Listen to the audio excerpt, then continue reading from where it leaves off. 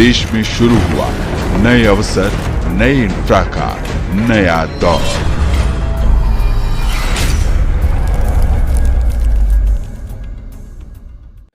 उत्साह से भरपूर ये बच्चियां और महिलाएं जंगलों में फायर लाइन बना रही हैं।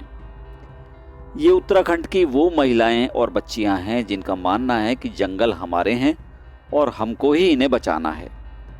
शहरों में एयर कंडीशनर में बैठे लोग समाचार चैनलों पर दिखाई जा रही जंगलों की इस आग की खबरों के लिए शायद उतने संवेदनशील ना हो और रिमोट से चैनल बदलकर आईपीएल लगा लें, लेकिन उत्तराखंड के हर घर में जंगलों की इस आग को लेकर चिंता है। आखिर क्या कारण है?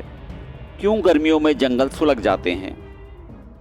तो जो सबसे मुख्य कारण यह है कि जो हमारा विमर्श है, जो हम चर्चा कर रहे हैं कि आग लगने का जो कारण है वो चीड़ और पिरूल है।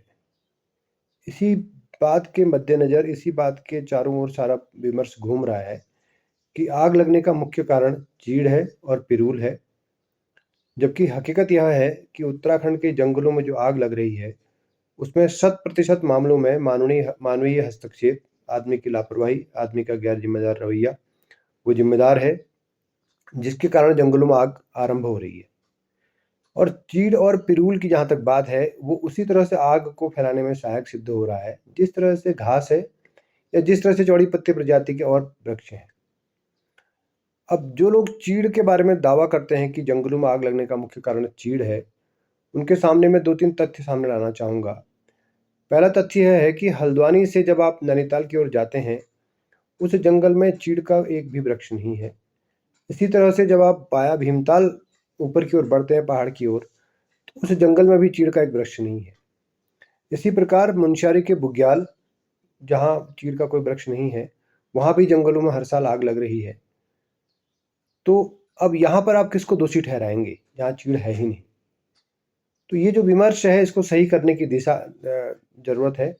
और दूसरा जो बड़ा एक कारण है कि ये माना जा रहा है कि वन विभाग अकेले इन जंगलों की आग को काबू कर सकता है, जबकि हकीकत यह है कि 38,000 वर्ग किलोमीटर का जंगल है। आरक्षित वन क्षेत्र 38,000 वर्ग किलोमीटर में जंगल फैले हुए हैं। और ये जो भौगोलिक क्षेत्रफल है, इसमें अगर आप इन बातों की भी गणना करें कि कहीं पर बहुत ऊंची पहाड़ियां हैं और कहीं पर बहुत गहरी खाइयां हैं, जहां पर घटना स्थल पर, आग लगने के स्थल पर पहुंचते पहुंचते में किसी एक वनकर्मी को या उस टीम को पहुंचने में 3 से 4 घंटे लग सकते हैं। तो ऐसे में ये बहुत चुनौतीपूर्ण कार्य है कि 38,000 वर्ग किलोमीटर के जंगलों को आग से बचाने का काम केवल और केवल 4 से लेकर 5,000 वनकर्मी, जिसमें फायर वॉचर्स भी शामिल हैं, अपने बूते कर सकते हैं। कि जंगलों में आग लगने के जो प्रमुख कारण है, उसमें सबसे बड़ा कारण है, हमारे यहाँ जो एक परंपरा रही है कि जो खरीफ की फसल की जब तैयारी होती है मार्च अप्रैल मई के महीनों में, तो जो खेत में उग के आई कांटेदार झाड़ियाँ हैं, खरपतवार हैं, इसको कृपया पराली न समझा जाए। पराली एक दूसरी चीज़ है और जिसकी मैं बात कर रहा हूँ वो एक दूसरी चीज़ है। ये जो कांटेदार झाड़ियाँ हैं और खरपतवार है, इनको कहीं पर औंड़, कहीं पर आड़ा, कहीं पर कीड़ा बोला जाता है और इस सीजन में उसको जलाया जाता है। अक्सर महिलाएं सतर्क रहती हैं, लेकिन अब चूंकि तापमान बढ़ चुका है, हवाएं और बहुत तेज चल रही हैं, साथ में जो चीड़ का विस्तार है वो आबादी के नज़दीक हो चुका है, इसलिए आग को फैलने में बहुत सहायता मिल जाती है। और ये जो औंड़ और आड़ा और कीड़ा की आग है, ये 90% मामलों में आग लगने के लिए जिम्मेदार है। बाकी रहे 10% मामले, उन 10% मामलों में कभी शराबी द्वारा आग लगा दी गई और कभी कभी शरारती तत्वों द्वारा जानबूझकर भी जंगलों को आग में झोंका जाता है, और लीसे की प्रतिद्वंदिता और इस तरह के भी कई सारे कारण हैं। और कुछ मामले ऐसे भी देखने आए हैं कि कुतूहलवश, जिज्ञासावश स्कूली बच्चे भी जंगलों में आग लगाने का सबब बन रहे हैं। इसमें सबसे बड़े कारण ये है कि इसका पता भी चल जाता है, पूर्वानुमान संभव है। वो तब होता है जब भी शीतकालीन वर्षाएं नहीं पड़ती। वो बारिश जो जंगलों में नमी बना के रखती है, एक वो जब कभी नहीं होती शीतकालीन वर्षा, तो उसी समय पतझड़, जो कि इसलिए ज़्यादा हो जाता है कि गर्मी बढ़नी और तेज़ी से शुरू हो जाती है। ये दोनों ही चीज़ें नमी वनों की खत्म कर देती है। पतझड़ भी ज़्यादा हो जाता है और किन्हीं कारणों से अगर वनों में आग लग गई ख़ास तौर से सरफेस फायर जो इन पत्तों पे लगती है सूखे, और बाद में एयर गैप आग लगने के कारण बनता है, और उस एयर गैप के कारण फिर हवाएं चलती हैं, फिर वो कैनोपी फायर होती है, तो उसे थामना मुश्किल हो जाता है। साथ में जो दूसरे बड़े कारण बन जाते हैं कि आपके वनों में कौन सी स्पीसीज हैं। जैसे उत्तराखंड का ही उदाहरण ले लें, उत्तराखंड में खास तौर से चीड़ पाइन की एक बहुत बड़ी जगह है, और साथ में खरपतवार में लेंटाना जैसी झाड़ियां हैं। अब इनमें किन्हीं कारणों से अगर आग लग जाए तो वो थमनी मुश्किल हो जाती है, और चीड़ पाइन के जंगल के नीचे तो वैसे ही नमी नहीं रहती, तो वो प्रायः एक बहुत बड़े आग का कारण बन जाता है। जानकारों का मानना है कि पहले समय में स्थानीय निवासी जंगल से जुड़ाव रखते थे। जंगल और उनके बीच गहरा रिश्ता था, लेकिन जब सरकारी हस्तक्षेप बढ़ा तो लोगों का जंगलों से पहले जैसा अपनापन नहीं रहा। सरकारों की यह हालत है कि वन संपदा पर तो पूरा हक जताती है, लेकिन जब जंगलों में आग लगती है तो वो गांव वालों से मदद की उम्मीद रखती है। क्योंकि 1988 में जो फॉरेस्ट एक्ट जो पॉलिसी हुई, उसके अनुसार पूरा कंट्रोल वनों का वो हमने वन विभाग को दिया। अब देखिए, गांव का रिश्ता जब वनों से दूर हो गया, तब जब वनों में आग लगती है तो कोई बुझाने नहीं जाता, बल्कि वो तमाशबीन के रूप में देखते हैं। तब तक नहीं जाते जब तक वो आग उनके गांव के नज़दीक तक ना पहुंचे। फिर दूसरी बड़ी बात ये थी कि एक और भी उस समय परंपरा थी कि जंगल के अंदर से हम पत्तियां हटाते थे, चाहे चीड़ के जंगल रहे हों, चाहे अन्य कोई भी प्रजातियां रही हों, उनकी पत्तियों को हटा के अपने उपयोग में लाते थे। गांव कैटल बेड बनाते थे, वही खाद बन जाता था, जलाने के लिए यूज़ होता था। कई तरह के उपयोग होते थे गांव में, जो कि हम वन की पत्तियों से करते थे। और इसलिए आज अब अगर वो भी नहीं होता, उधर फॉरेस्ट फायर लाइन भी नहीं कट पाती, क्योंकि मुट्ठी भर के वन विभाग के लोग कहाँ तक जाएंगे। 200 हेक्टेयर में एक फॉरेस्ट गार्ड कहाँ कहाँ भटकेगा, और वो भी आग से अगर लड़ना हो तो या तो प्रभु की कृपा हो कि बारिश पड़ जाए, या फिर दूसरी बड़ी बात यह है कि गांव के लोग जाएं, या ऐसी परिस्थितियां पैदा कर दी जाएं कि पानी वनों की धरातल में नमी बना के रखे। कि prevention is better than cure. आग लगने ही न दी जाए, क्योंकि एक बार जहाँ से आग आरंभ हो जाती है और वो आग जब बहुत तेजी से ऊपर को बढ़ती है पहाड़ियों पर, तो उसको रोकना बहुत बहुत मुश्किल होता है, लगभग नामुमकिन होता है। ऐसे में श्रेयस्कर यह होगा कि आग लगने ही नहीं दी जाए। तो इसी बात के मद्देनजर हम लोगों ने अपने क्षेत्र से एक विचार दिया है ओण दिवस का। ओण दिवस यह कहता है कि जो ओण, आड़ा और कीड़ा जलाने की जो परंपरा है, जो महिलाएं कई बार मई जून के महीने तक लेके जाती हैं, अप्रैल मई जून के महीने तक लेके जाती हैं, उसको अगर हम 31 मार्च से पहले रोक दें, अर्थात ओण और आड़ा और कीड़ा जलाने की जो परंपरा है उसको हम लोग 31 मार्च से पहले पूरी कर लें, तो उसके बाद मई और जून और अप्रैल के महीनों में जब अपेक्षाकृत गर्मी बढ़ जाती है, तेज हवाएं चलती हैं और पिरूल गिरता है, पिरूल का मतलब है चीड़ की जो पत्तियां हैं वो झड़ती हैं, ये जो तीनों कारक हैं आग लगने में सहायक हैं। और ऐसे वक्त में अगर हम लोग ओण की आग को अब मार्च से पहले ही रख सकते हैं, तो हम लोग आग लगने के जो मामले हैं उनमें 90% की कमी कर सकते हैं। अब रही बात जो 10% मामले हैं जहाँ किसी शराबी ने आग लगा दी, किसी ने इंटेंशनल आग लगा दी, तो उसमें हमारा एक मंत्र है गोल्डन आवर का। गोल्डन आवर ये कहता है कि जैसे रोड साइड एक्सीडेंट्स हैं या कार्डियक अरेस्ट है या किसी को ब्रेन हेमरेज हो गया है, उस मरीज को अगर पहले 1 घंटे में अस्पताल पहुंचा दिया जाए तो उसके बचने की संभावनाएं बहुत ज़्यादा बढ़ जाती हैं। यही मामला गोल्डन आवर का जंगलों पर भी लागू होता है।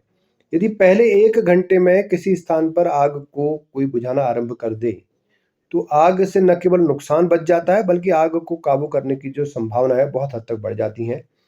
अब इस गोल्डन आवर में कौन सबसे नज़दीक पहुंच सकता है उस आग के पास, तो आप इसको इस तरह से देखिए कि वो जो आग जहाँ से आरंभ हो रही है वो इलाका वो है जहाँ पर आबादी है, और उस आबादी क्षेत्र में सबसे नज़दीक कोई अगर पहुंच सकता है, वहाँ की महिलाएं हैं, वहाँ का युवा है, वहाँ का ग्रामीण है।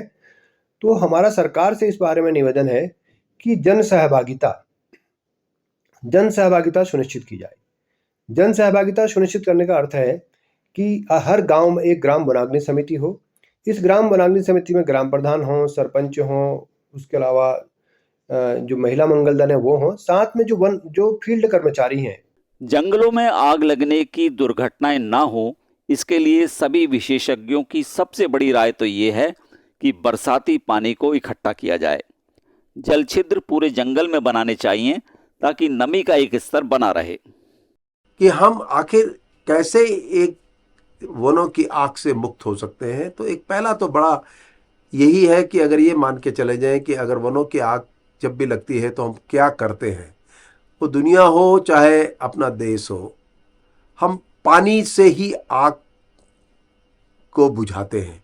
जब पानी ही सबसे बड़ा कारण है और कारक है, तो शायद हमारी तैयारी क्या होनी चाहिए कि वनों के जितने भी धरातल हैं, वनों में जहाँ जहाँ संभव हो, खास तौर से चीड़ पाइन के वनों में, तो हमें जल छिद्र बना देने चाहिए, ट्रेंचेस बना देने चाहिए, ताकि जो भी बारिश पड़े, चाहे विंटर रेन पड़े, चाहे समर के बाद की रेन पड़े मानसून की, वो वहाँ पे एकत्रित होगा। वो दो कारक काम करेगा। एक, जहाँ बढ़ती वाटर क्राइसिस में स्प्रिंग सूख रहे हैं, स्ट्रीम सूख रहे हैं, उनकी रिचार्जिंग का काम करेगा, क्योंकि ये ट्रेंचेस, ये जल छिद्र, वाटर होल्स, ये एक्वीफर को रिचार्ज करेंगे। और दूसरा, सतही नमी बनी रहेगी और किन्हीं कारणों से अगर एक जगह आग लग भी गई तो दूसरी तरफ नहीं फैलेगी।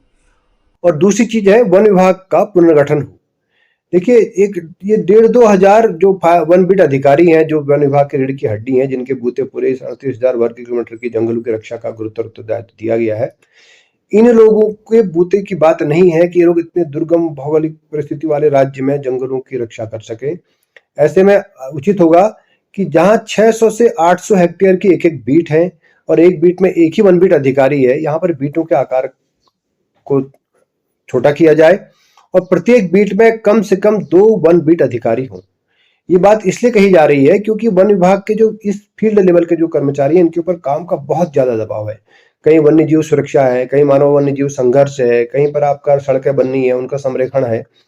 उसके अलावा ये जो वीआईपी दौरे होते हैं वो भी उनको देखने ही होते हैं। सड़कों का निर्माण है, उसका अलाइनमेंट चेक करना है, वो देखना ही है।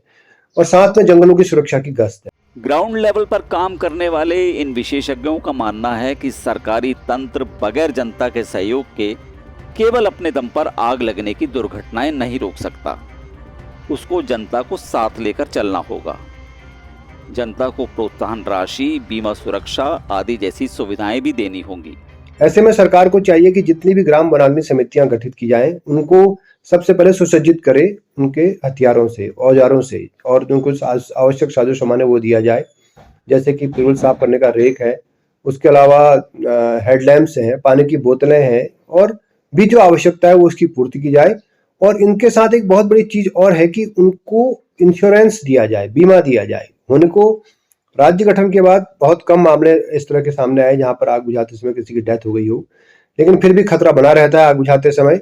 ऐसे में अगर सरकार 15 से 20 लाख रुपए तक का बीमा कवच देती है उस आदमी को जो जंगल की आग बुझाने में उसकी देहावसान होता है या वो घायल होता है, तो ये एक बहुत बड़े मनोबल के रूप में काम करेगा। ग्लोबल वार्मिंग के बढ़ते खतरों को देखते हुए लोगों को अब ये समझना होगा कि जंगल और हरियाली ही अब उनके ईश्वर हैं। वातावरण में कार्बन को सोखने का काम ये जंगल और पेड़ पौधे ही करते हैं। हमको हर कीमत पर इनको बचाना है, बल्कि बचाना ही नहीं, नए जंगल भी पैदा करने हैं। ब्लिट्स इंडिया के लिए राजीव शर्मा की एक रिपोर्ट।